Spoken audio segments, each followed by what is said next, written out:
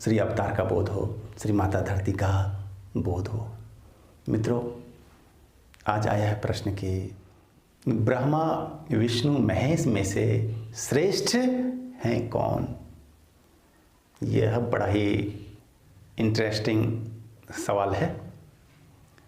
आपका सोचना क्या है? आप क्या सोचते हैं कि ब्रह्मा जी श्रेष्ठ हैं सबसे, विष्णु जी हैं या फिर महेश? देखिए, आप क्या मानते हैं कि ब्रह्मा विष्णु महेश कहीं रहते हैं, किसी लोक में रहते हैं और सृष्टि का कार्य करते हैं अपने लोक से रहकर? व्यक्ति हैं कोई, देहधारी हैं कोई, आप ऐसा मानते हैं क्या?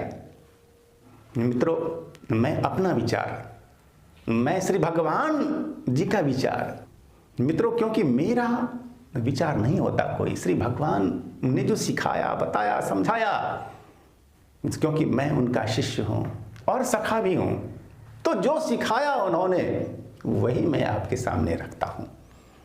वैसे मेरा अपना कहने लायक ज्ञान नहीं है कोई। मित्रों, अब यहां समझना है कि ब्रह्मा विष्णु महेश हैं कौन, होते हैं कौन। इसके बाद आप जान लेंगे, समझ लेंगे कि तीनों में से श्रेष्ठ कौन है। देखिए, ब्रह्मा ये कौन है? रचनाकार, सृष्टि के रचनाकार, रचना शक्ति, निर्माण शक्ति।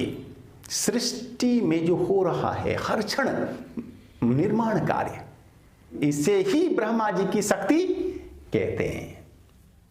ये कहीं किसी लोक में एक स्थान पर रहते नहीं, ये तो ऊर्जा है, वास्तव में निराकार शक्ति है ब्रह्मा जी। वे देहधारी नहीं होते। रचना शक्ति जहां भी है, हर वस्तु में है, हर एक एटम में है, हर अणु में है, सब में है रचना शक्ति, निर्माण की शक्ति। आप में है, हम में है, यहां है, वहां है, हर जगह वो है। और वही है ब्रह्मा की शक्ति, वही है ब्रह्मा। दूसरा, विष्णु। विष्णु माने क्या? विश्व के पालक, पोषक, संरक्षक तत्व। जो भी निर्माण होता है कुछ, तो वो फिर वह अपनी स्थिति को लंबे समय तक रहता है बनाए हुए। वह जो ऊर्जा है उसमें संरक्षण की, जो ऊर्जा है उसमें पालन की, जो ऊर्जा है उसमें पोषण की, वही है विष्णु तत्व।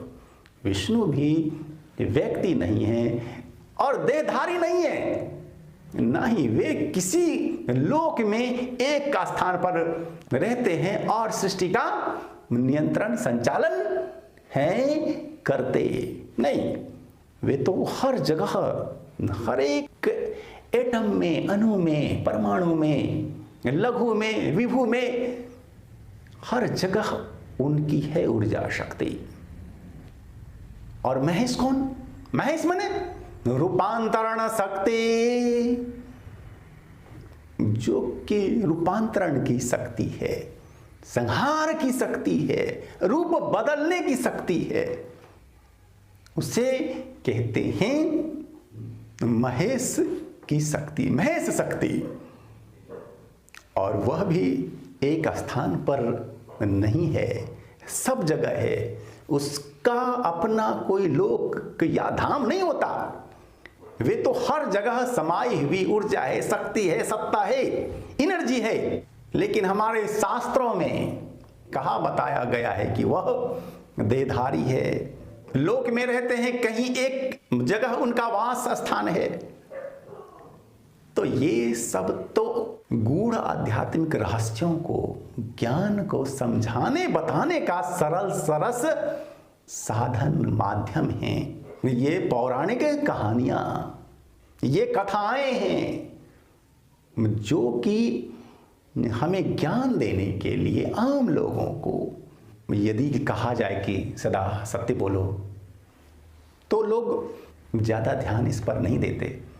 लेकिन यदि हरिश्चंद्र जी की यदि हम कह देते हैं कहानी, कथा कह देते हैं, तो व्यक्ति के मानस पर उसका ज़्यादा असर होता है। तो ठीक ऐसी ही बात है मित्रों, आध्यात्मिक रहस्यों को सरस सरल ढंग से समझाने, बताने, सिखाने के लिए कहानियों को गढ़ा गया है। आप जो भी ब्रह्मा विष्णु महेश रूप चित्र देखा करते हैं, मूर्तियां देखते हैं, वे सभी गढ़ी गई मूर्तियां हैं और आध्यात्मिक रहस्यों को वे संकेत देती हैं। भाषा है वो, संकेत की भाषा मित्रों, इशारों की भाषा है, अलंकार की भाषा है, सिंबल की भाषा है वो।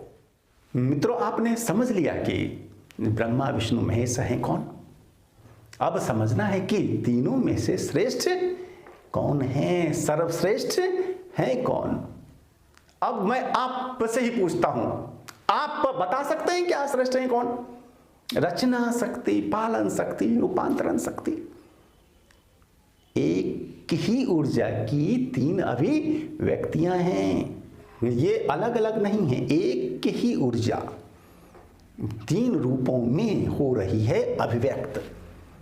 वही रचना, वही ब्रह्मा, वही पालना, वही विष्णु और वही महेश रूपांतरण। जैसे आप बन जाते हैं कभी विद्यार्थी, आप ही बन जाते हैं कभी टीचर, आप ही बन जाते हैं कभी रसोइया, आप ही बन जाते हैं कभी धोबी। जब अपने वस्त्र धोते हो तो है ना, एक व्यक्ति की विभिन्न अवस्थाएं होती हैं, वैसे ही एक ही ऊर्जा की विभिन्न अवस्थाएं हैं। वही हैं ब्रह्मा विष्णु महेश। एक ही बिजली के द्वारा जल रहे हैं बल्ब और चलता है पंखा, मोटर, वाहन, कल कारखाने, हीटर, कूलर आदि आदि। सब में एक ही होती है बिजली। वैसे ही एक ही महाशक्ति है, ओंकार शक्ति, ओम है, और उसकी ही विभिन्न अवस्थाएं हैं, ब्रह्मा विष्णु महेश, अन्य अन्य। आप यह बता सकते हैं क्या कि कान, आंख, नाक में श्रेष्ठ है कौन? बोली संभव है? आप नहीं बता सकेंगे, क्योंकि तीनों के तीन कार्य हैं। यदि एक ही होते कार्य तो फिर अलग अलग अभिव्यक्तियां होती और उनमें श्रेष्ठता की बात हो सकती थी। लेकिन ये तीन अभिव्यक्तियां हैं, तीन शक्तियां हैं और भिन्न भिन्न है कार्य, इसलिए श्रेष्ठ किसी को भी कहना संभव नहीं है। सभी श्रेष्ठ हैं, सभी अपनी अपनी जगह पर श्रेष्ठ हैं, सबके मान बराबर हैं और सभी हमारी आराध्या शक्तियां हैं। हम सबको ही नमन करते हैं, वंदन करते हैं, आराधना, साधना और उपासना करते हैं।